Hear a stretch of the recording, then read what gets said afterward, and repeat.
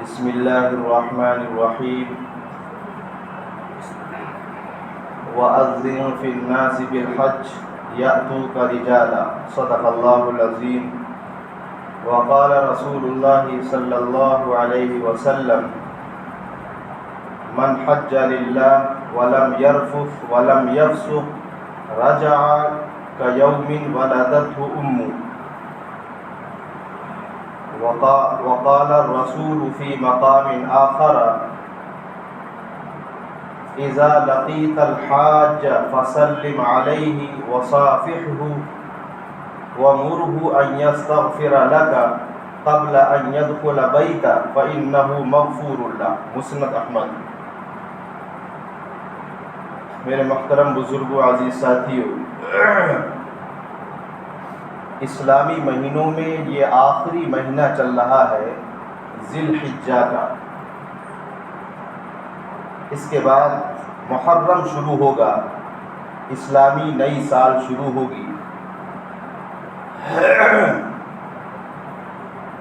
اور بتایا گیا تھا کہ حج کے 2 مہینے 10 دن ہوتے ہیں. جیسے ایک نماز کا وقت ہوتا ہے، ظہر کا وقت ہے تو عصر کی نماز نہیں پڑھ سکتا. ہم اللہ کے بنائے ہوئے قانون کو فالو کرنے والے ہیں. جو اللہ نے ہمیں قانون دے دیا اس پر عمل کرنے والے ہیں. تو اسی طریقے سے حج کا ایک وقت ہے. اب جیسے 2 مہینے 10 دن گزر چکے ہیں، دنیا کا کوئی بھی آدمی جائے، منا جائے، عرفات جائے، اس کا حج نہیں مانا جائے. جو کام حاجی نے کیے سیم وہی کام کرے تب بھی حج نہیں ہے. کیونکہ اللہ رب العزت نے اور اللہ کے پیارے رسول جناب محمد رسول اللہ صلی اللہ علیہ وسلم نے ایک وقت متعین کر دیا. تو جو بھی ہمارے اسلامی لا ہیں اور جو اسلامی قوانین ہیں وہ میں نے اور آپ نے طے نہیں کیے. وہ خالق کائنات جس نے ساری دنیا کے نظام کو بنایا، اس نظام کو بنانے سے پہلے اللہ نے طے کر دیے کہ میرے بندوں کے یہ اصول ہوں گے، میں اپنے بندوں کے لیے قوانین بناؤں گا. دنیا کتنا بھی دور کرنا چاہے، کیا قرآن سے دور کر سکتے ہیں؟ اللہ کے پیارے رسول جناب محمد رسول اللہ صلی اللہ علیہ وسلم کے دور میں بہت سارے ایسے دشمن آئے. بہرحال یہ حج کے مہینے اور دن پورے ہو چکے ہیں. اب حاجیوں کی واپسی ہے. اللہ کے پیارے رسول جناب محمد رسول اللہ صلی اللہ علیہ وسلم نے جو حج کر کے آ رہا ہے یا آ گئے ہیں، ان کے بارے میں کیا فرمایا ہے؟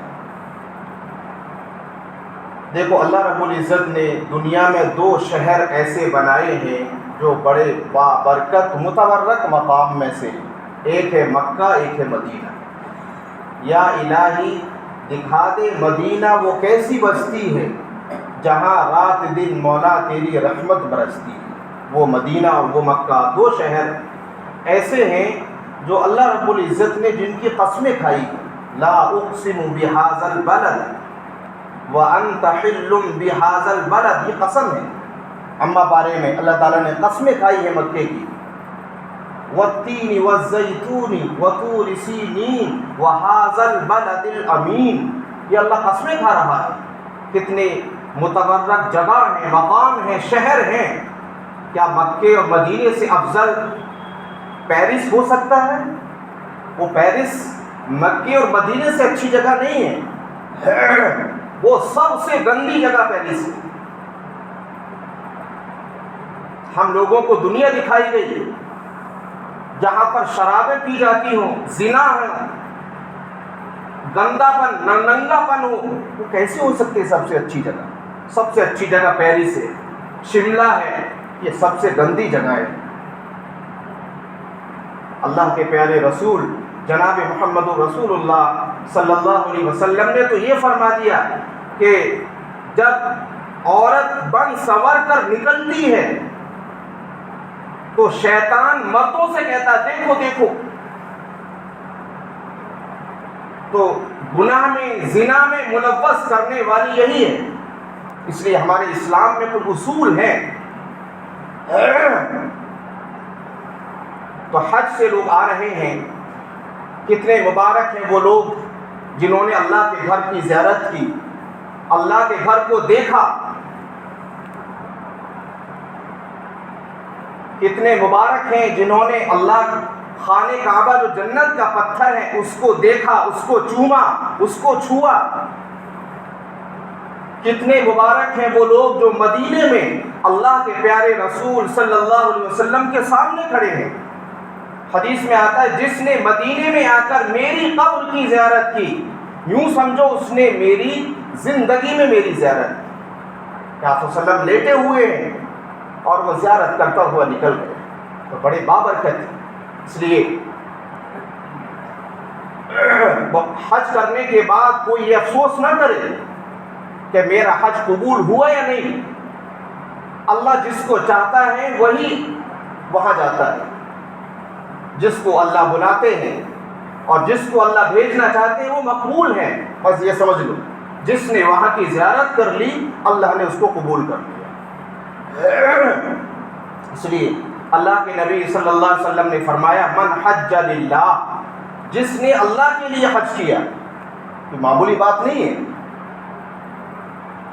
بڑے بڑے پیسے والے ہیں, کروڑوں روپے میں کھیلنے والے ہیں, لیکن حج کی توفیق نہیں ہے. کوشش کرتے ہیں لیکن نہیں جا پا رہے. معلوم ہوتا ہے اللہ جس کو بلاتا ہے وہ وہاں جاتا ہے. اس لیے اللہ کے پیارے رسول جناب محمد رسول اللہ صلی اللہ علیہ وسلم نے فرمایا جس نے اللہ کے لیے حج کیا, سیر و تفریح کے لیے نہیں گیا.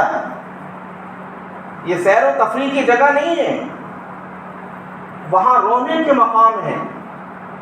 ہمارے نبی جناب محمد رسول اللہ صلی اللہ علیہ وسلم عرفات کے میدان میں زوال کے بعد سے غروب تک روتے رہے. جن کے صدقے میں ساری کائنات کو اللہ نے بنایا, وہ نبیوں کا نبی عرفات میں رو رہا ہے. وہ سیر و تفریح کی جگہ نہیں ہے کہ لاؤ شادی ہو گئی عمرے کے لیے سفر کریں, سیر و تفریح نہیں. پہلے سیکھو, قرآن صحیح کرو, وہاں کی عظمت اور چیزوں کو سیکھو, دل کو دیکھو. اب میرا دل سیر و تفریح والا نہیں ہے, وہ اللہ کی عظمت دل میں بیٹھ گئی, اب جانا ہے مجھے. عبادت تو بعد میں ہے, پہلے ہماری نیت ہے. نیتوں کو صحیح کرو. میں جا کیوں رہا ہوں وہاں؟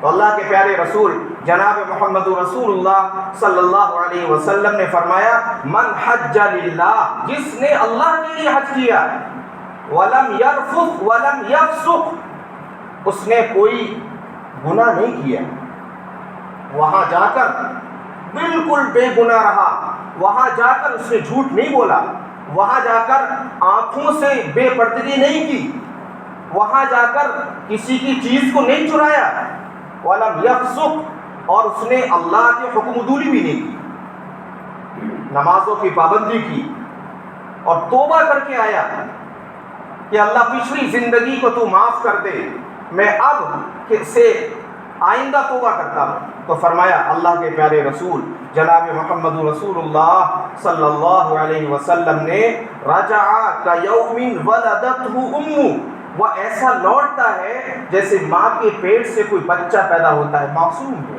ایسا. اس لیے فرمایا اللہ کے نبی جناب محمد رسول اللہ صلی اللہ علیہ وسلم نے اذا لقیت الحاج, کہ جب تم کسی حج کرنے والے سے ملاقات کرو. معلوم ہوتا ہے کہ ہمیں ملاقات کرنی چاہیے. بس جب چھوڑنے جاتے ہیں تو بسوں کی بسیں جا رہی ہیں, ایئرپورٹ والے جو گارڈ ہیں وہ پریشان ہیں, عورتوں کی بھیڑیں لگی ہوئی ہیں, لڑکیاں بن سور کر چھوڑنے جا رہی ہیں. یہ کہاں کا اسلام ہے؟ بسوں کی بس لائنیں لگی ہوئی ہیں. اللہ کے پیارے رسول جناب محمد رسول اللہ صلی اللہ علیہ وسلم نے فرمایا جب وہ آئیں اب جا کر ملاقات کرو. یہ مت دیکھو کہ میں نیچا ہو جاؤں گا ملاقات کروں گا، نہیں، یہ دیکھو وہ میرے نبی کے شہر سے آیا ہے، بخشا بخشایا آیا ہے، اس کے وہ ہاتھ ہیں جو آپ صلی اللہ علیہ وسلم کے جالیوں پر لگے، جو مدینے میں لگے، وہ پیر، وہ مبارک پیر یہاں لے لایا ہے۔ تو اللہ کے نبی صلی اللہ علیہ وسلم نے فرمایا اذا لقیت الحاج، جب تم حج کرنے والے سے ملاقات کرو فسلم علیہ، تو اس کو سلام کرو۔ معلوم ہوتا ہے سلام کی بڑی عظمت ہے اسلام میں۔ آج ہم نے سلام بھلا دیا۔ آپ صلی اللہ علیہ وسلم کے بارے میں آتا ہے کہ جب آپ صلی اللہ علیہ وسلم بستی سے گزرتے تھے تو بچوں کو سلام کرتے تھے۔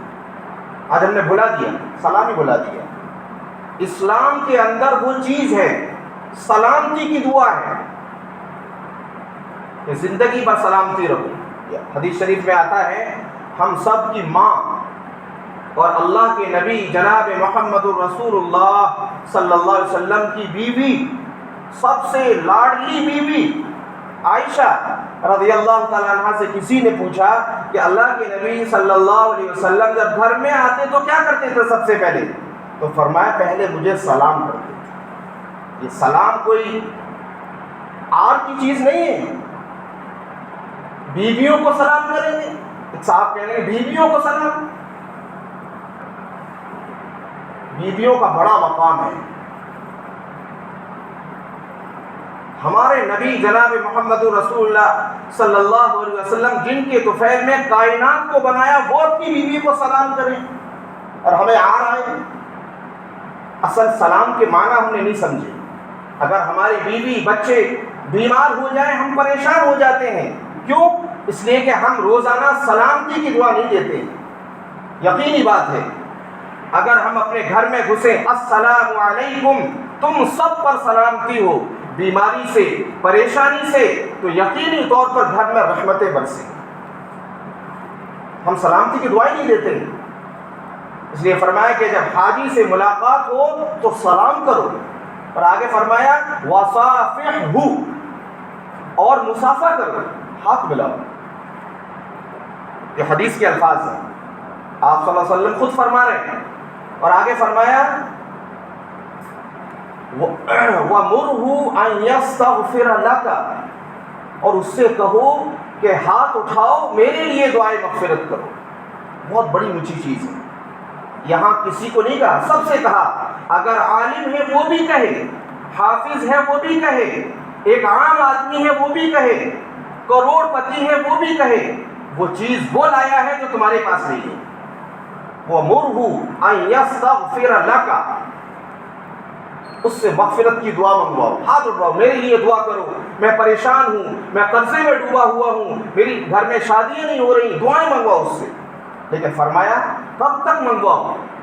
یہاں آ کر حاجی حاجی پھر وہ قاضی بن جاتا ہے، کچھ دن تک رہا پھر ویسے ہی بن گیا، نہیں۔ آپ صلی اللہ علیہ وسلم نے فرمایا کب تک؟ اب وہ یہاں آ کر گناہ کرے گا، جیسے حدیث میں آتا ہے خانہ کعبہ کے کونے میں ایک پتھر ہے جو حجر اسود، حجر کے معنی اسٹون، پتھر، اسود مینز بلیک، جو ہے بلیک، کالا، وہ بلیک اسٹون ہے، لیکن پہلے اس کا نام تھا وائٹ اسٹون، سفید پتھر تھا، یہ دودھ سے زیادہ سفید تھا۔ لیکن فرمایا کہ اس پتھر کے اندر ایک عادت ہے، جو اس کو چومتا ہے، جو اس کو پیار کرتا ہے، وہ اس کی گناہوں کو چوس لیتا ہے، اور یہ کالا پتھر ہو گیا۔ اندازہ کرو، ایک چھوٹا سا دل ہمارے اندر ہے، اس دل کا کیا ہوگا جو یہ لوتھڑا ہے؟ کتنے گناہ کرتے ہیں ہم، اس کا احساس ہمیں نہیں ہوتا۔ وہ پتھر کالا ہو گیا، ہمارے دل کتنے کالے ہوں گے، نمازیں ہماری کتنی قضا، رات دن کتنے جھوٹ بولتے ہیں، رات دن کتنی غیبتیں کرتے ہیں، رات دن کتنے آنکھوں سے گناہ ہوتے ہیں، ہم گناہوں کے پتلے بن چکے ہیں۔ فرمایا کہ یہ وَمُرْهُ، اور دعا کے لیے درخواست کرو، قبل ان يدخل بیتا، فرمایا اللہ کے پیارے رسول جناب محمد رسول اللہ صلی اللہ علیہ وسلم نے کہ اس کے اپنے گھر میں داخل ہونے سے پہلے یہ گھر میں داخل ہوا گناہ شروع ہو گئے۔ اس لیے ایک حدیث میں یہ آتا ہے اگر کوئی حج کر کے آیا، حج کرنے کے بعد اس کا عمل اچھا ہو گیا، پہلے سے اچھا ہو گیا.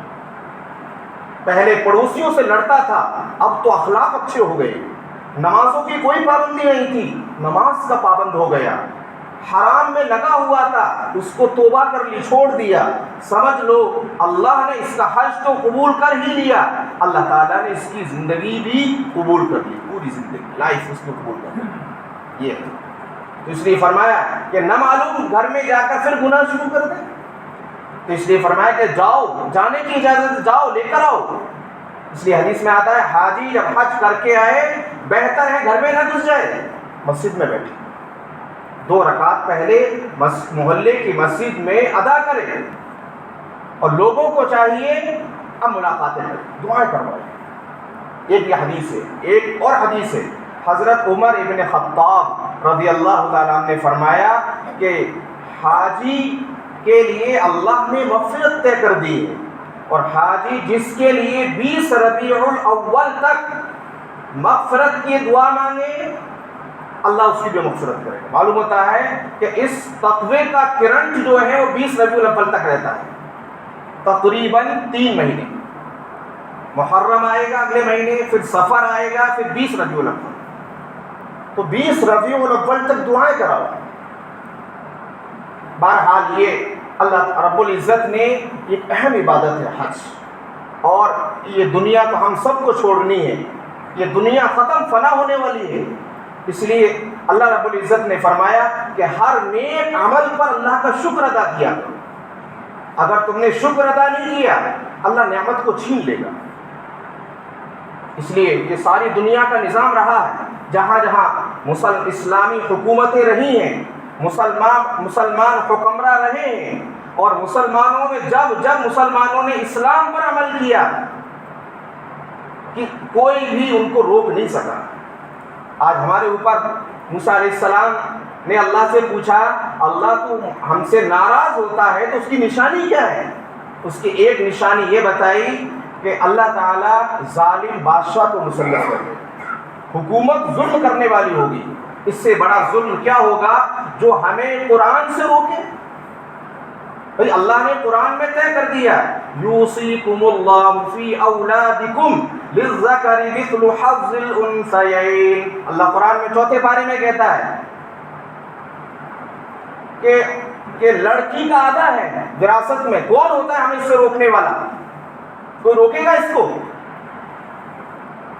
اللہ نے قرآن میں طے کر دیا کہ جو طلاق شدہ عورت ہے اس کا جو عدت ہے وہ 3 اشہر 3 مہینے ہیں.